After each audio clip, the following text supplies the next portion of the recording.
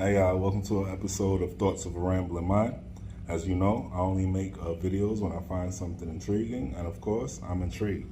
So, this video today is going to be about Errol Spence and Terrence Crawford's upcoming fight, as usual. So let me break this down. I had a viewer respond to one of my videos, a video about could Terrence Crawford possibly win, which I showed some instances Terrence Crawford getting hit really hard and wobbled.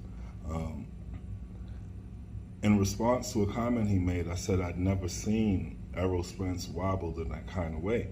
He then gave me a list of fights to look up to see if I looked closely at them, if I'd see the same thing he saw. So I went and looked at these fights, the Lamar Peterson fight, the Lartey fight, the Algieri fight. Looked up a bunch of these fights. And in watching these fights, I've actually become even more convinced that Terrence Crawford is in a lot of trouble when it comes to this Errol Spence fight. First and foremost, I will say, against Lartey, Errol Spence was rocked solid, as he was many times over in many other fights, but this time he did show a slight bit of debatable wobble. He grabbed on.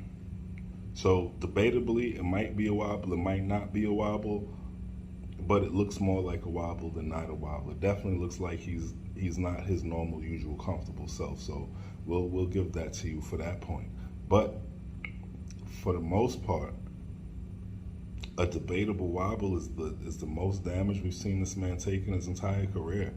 Not only that, but in watching these fights, especially the Peterson fight, oh my goodness, like, you literally watch Errol Spence fight after fight, round after round, bring boxers to a decision-making point. He brings these grown men to a point where they have to make a decision about whether or not they want to be men or not, whether or not they really want this win or not. Each and every one of these boxers, you can see the moment where either they decide that they're going to keep going and fight down this path, or he breaks them, and you can see it in their eyes. And as much of a fight as they put up, man, these boxers, some of these boxers have put in, Errol Spence and Terrence Crawford have some similar opponents. Sean Porter and Kell Brooks, for instance, right? But the problem is I'm not even discussing the way they were beaten. I'm discussing in the way they were fought. Errol Spence went through solid inside fighting, heavy willpower, heavy damage, heavy impact punches. This is how he defeated each and every one of these opponents, okay? He brought the best out of each and every opponent that he fought. When you saw an opponent of Errol Spence, they were fighting at their top performance level because he brought the best out of each and every one of them, and he broke each and every one of them. I don't see that Terrence Crawford has a fighter that has brought his best out of him. That may be a plus or minus for Errol Spence, because maybe we haven't seen Terrence Crawford's best yet, but I haven't seen Terrence Crawford challenged in the same kind of way. And I don't think Errol Spence has been challenged because of his skill level. I think it's his style. His style is to get right into the trenches and fight as hard as he can with little regard for his own well-being or his own safety. It makes for extremely exciting fights.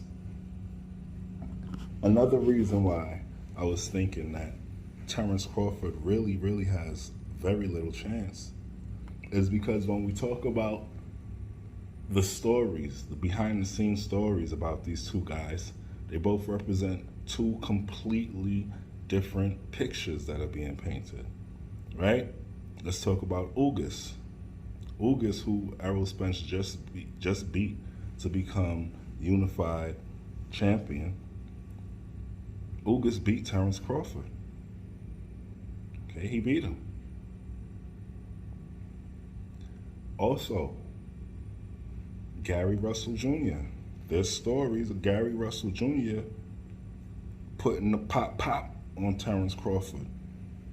You know, behind the scenes, and Terrence Crawford not retaliating. Now, Gary Russell might have put a little sauce on and said he knocked him down and all that kind of stuff. But there's no debating that Gary Russell Jr., someone who is a lot smaller than Terrence Crawford, put hands on him and nothing was done in return. That's 100% fact. On the flip side of things, you got Errol Spence Jr., who regularly fights and sparring against the Charlo twins, who would claim him to be amongst the strongest punchers in boxing. Right?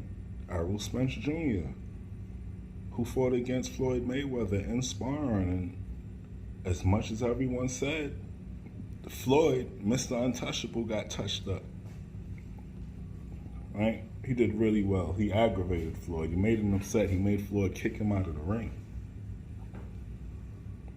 So when you put all of those things together, I think we're just talking about two completely different tier of fighter. And I think that the difference in level of fighter is going to be displayed when they do finally decide to fight each other. You know, in music, you might hear someone who can sing really, really well to you. But then when you put them up against somebody who can really sing, you can hear the levels of differences. And I think Errol Spence is levels and levels above what Terrence Crawford has displayed. For a person to constantly break fighters down, break men down, versus a person who constantly catches a man off guard or catches a man in a weak moment or catches a slick punch in, I'm going to go with the consistent beatdown, because even though you consistently catch a man at his weak point, those are still lucky shots.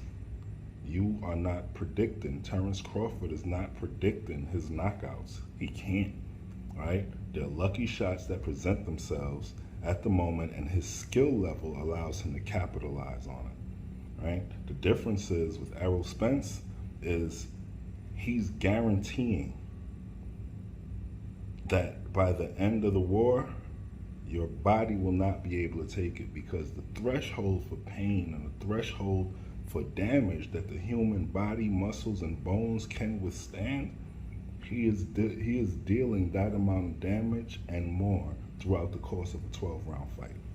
So I honestly don't think that Terrence Crawford really stands a chance against Errol Spence.